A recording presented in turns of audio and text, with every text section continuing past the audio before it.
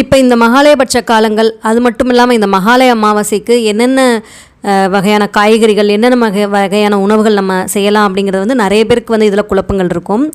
நம்ம வந்து ஒவ்வொரு குடும்பத்துக்கு தகுந்த மாதிரியும் அவங்களோட வழக்கங்களையும் பின்பற்றலாம். உங்களோட குடும்பங்களில் என்னென்ன காய்கள் வச்சு சமைப்பாங்க அப்படிங்கிறது ரொம்ப அந்த பற்றின ஐடியா இல்லை அப்படின்னா நீங்கள் இந்த காய்கறிகள்லாம் வச்சு செய்யலாம். இப்போ பார்த்திங்க அப்படின்னா வாழைக்காய் வந்து நம்ம வந்து எப்போவுமே முன்னோர்களுக்கான திதி தர்ப்பணம் அந்த மாதிரி காரியங்களில் நம்ம மெயினாக இதை வந்து பயன்படுத்துவோம். அரிசி பருப்பு அது மட்டும் இல்லாமல் வாழைக்காய் வெண்பூசணி கொத்தவரங்காய் இந்த மாதிரி நாட்டு காய்கறிகள் அந்த மாதிரி வச்சு நம்ம வந்து உணவு சமைப்போம். அது மட்டும் இல்லாமல் நெல்லிக்காய் மாங்காய் அதெல்லாம் வந்து கூட வந்து அந்த உணவில் இருக்கிற மாதிரி பார்த்துக்குருவோம். அதுக்கப்புறம் ஒரு சிலவங்க பார்த்திங்க அப்படின்னா உங்களுக்கு சுண்டைக்காய் வச்சு அது குழம்பு செய்வாங்க.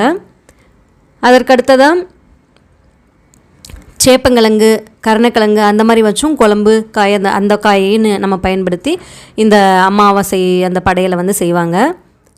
அதற்கப்புறமா வந்து நம்ம மெயினாக பார்த்தோம் அப்படின்னா வடை பாயாசம் அப்பளம் அதெல்லாம் வச்சு நம்ம அந்த படையலை நம்ம சேர்த்துக்குருவோம். ஒரு சில வீடுகளில் அகத்திக்கீரை அந்த மாதிரி வாங்கியும் இந்த அமாவாசை படையல் அந்த உணவில் சேர்த்துக்குருவாங்க. ஒரு சில குடும்பங்களில் கீரை வந்து சேர்த்துக்கிற மாட்டாங்க.